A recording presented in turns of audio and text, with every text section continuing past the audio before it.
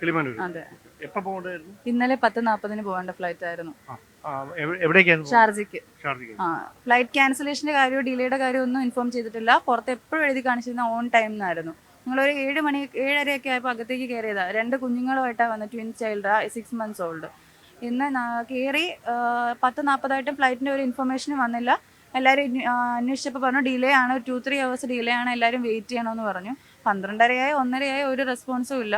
അങ്ങനെ ആൾക്കാർ പിന്നെ ചോദിക്കാൻ തുടങ്ങിയപ്പോൾ പറഞ്ഞു ക്യാൻസലാണ്, എല്ലാവർക്കും പോവാന്ന് പറഞ്ഞു. ബോർഡിംഗ് എല്ലാം കഴിഞ്ഞു, ഇമിഗ്രേഷൻ കഴിഞ്ഞു, പാസ്പോർട്ടിൽ സ്റ്റാമ്പ് വരെ ചെയ്തിട്ട് അവർ പറയാണ് ഫ്ലൈറ്റ് ക്യാൻസലാണ്, നിങ്ങൾക്ക് പോവാന്ന്. അപ്പം എല്ലാവരും കൂടി ഒരുപാട് പ്രശ്നം ഉണ്ടാക്കി. പക്ഷേ ഒരു റെസ്പോൺസ് അവരുടെ സൈഡിൽ നിന്ന് ഉണ്ടായില്ല. അതിനുശേഷം ഇമിഗ്രേഷനിൽ വന്ന് അത് ക്യാൻസൽ ചെയ്യാൻ വേണ്ടി 2 hours അവിടെ വെയിറ്റ് ചെയ്ത് ലഗേജ് എടുക്കാൻ വേണ്ടി കുഞ്ഞുങ്ങളുമായിട്ട് ഈ ലഗേജും എല്ലാം എടുത്ത് നമ്മളെ പുറത്തേക്ക് അവർ പറഞ്ഞു വിടുകയാണ് ചെയ്തത്. ഇനിയിപ്പോൾ എന്താണ് നിങ്ങളുടെ തുടർ നടപടി?